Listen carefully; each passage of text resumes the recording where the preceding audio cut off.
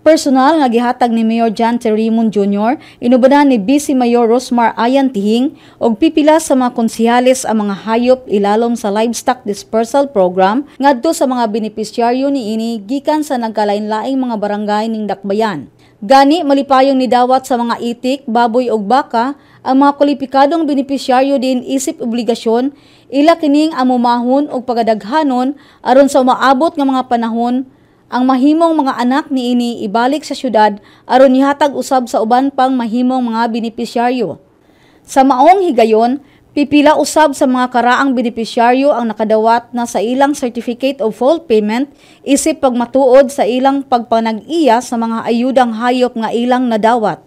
Usa niini si Arlene Cabil gikan sa Barangay Maninihon nga nipadayag sa iyang dakong pagpasalamat sa maong programa nga kaniadto nagsugod lamang siya sa usa ka butakal apan karon upat na ang iyang mga baboy diin nakatabang na usab kini sa iyang mga silingan ug kasikbit nga mga barangay sa pagpataklag sa maong klase sa baboy. Ako nagpasalamat sa programa ni Mayor nga iyang gihatag sa mga katawhan. Usa ko nga natagaan og dako kong pasalamat sa iyang programa kay dakong tabang para nako nakapa-eskwela ko sa akong mga anak nga dili ko kay naglisod-lisod tungod kay mas dako pa siya income kaysa income sa akong bana sa tinuod ra.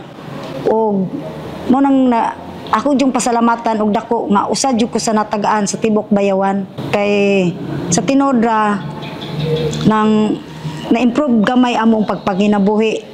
Nausab amo ang balay, medyo nakapadako-dako tungod sa programa. Kay mas dako masyang income kaysa kubana.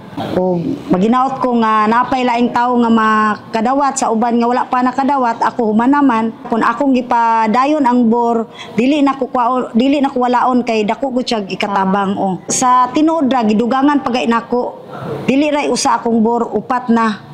Akong bor lain-lain na siya og breed o klase-klase na siya og ang mga tawo naana nako ron ako may gahold sa umod og bor.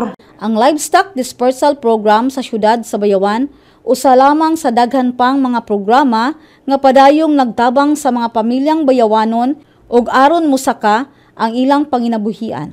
Gikan sa City Veterinary Office, kini ang inyong LG News correspondent Vanessa Basilisco, Ibayaw Bayawan, kita ang Bayawan.